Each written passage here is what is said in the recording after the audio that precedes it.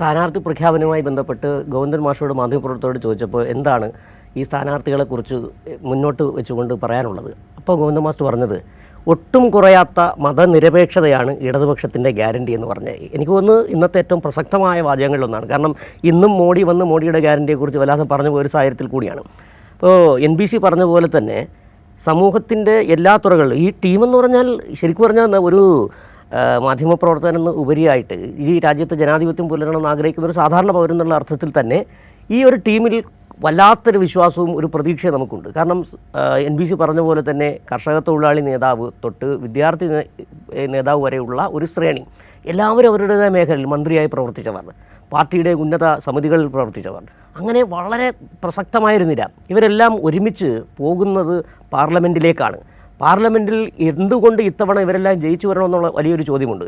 ഈ രാജ്യം ഇങ്ങനെ തന്നെ നിലനിൽക്കണമോ എന്നുള്ള ഒരു വലിയ ചോദ്യത്തിന് മുന്നിലാണ് 2024 തെരഞ്ഞെടുപ്പ് വരുന്നത്. അവിടെ പോകുമ്പോൾ ഞങ്ങൾക്ക് മുമ്പിൽ ഞങ്ങളിതാ ടീമായി അവതരിപ്പിക്കുന്നത് ഞങ്ങൾ EA വിജയരാഘവനെ അവതരിപ്പിക്കുന്നു, ഞങ്ങൾ V വസീഫിനെ അവതരിപ്പിക്കുന്നു, ഞങ്ങൾ M ഹംസയെ അവതരിപ്പിക്കുന്നു, ഞങ്ങൾ എളമരം കരീമിനെ അവതരിപ്പിക്കുന്നു. എന്താണ് ഇവരുടെ യോഗ്യതയെന്ന് മലയാളികൾക്ക് പറഞ്ഞു കൊടുക്കേണ്ടതില്ല.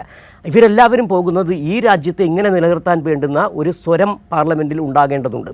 ആ സ്വരം ഈ സാഹചര്യത്തിൽ വേറൊരു വാക്കുകൾ കൂടി ഞാൻ ഓർത്തു പോകുക. കഴിഞ്ഞ K. സുധാകരൻ ഇതേപോലൊരു വാർത്താ സമ്മേളനത്തിൻ്റെ മാധ്യമപ്രവർത്തകർ ഇങ്ങനെ നിങ്ങൾ 18 പേരവിടെ എന്ത് ചെയ്യുകയായിരുന്നു എന്ന് ചോദിച്ചപ്പോൾ പറഞ്ഞ് ഞങ്ങളവിടെ പോയിരുന്ന് കിളയ്ക്കാമായിരുന്നു, എന്താ പോരെ എന്ന് ചോദിക്കുന്നൊരു ചോദ്യമുണ്ട്. അവർ കിളച്ചതുമില്ല, അവർ വിതച്ചത് മൊത്തവും പാഴ്വായിരുന്നു എന്നുള്ളത് കഴിഞ്ഞ 5 വർഷം തെളിയിക്കുകയും ചെയ്തു.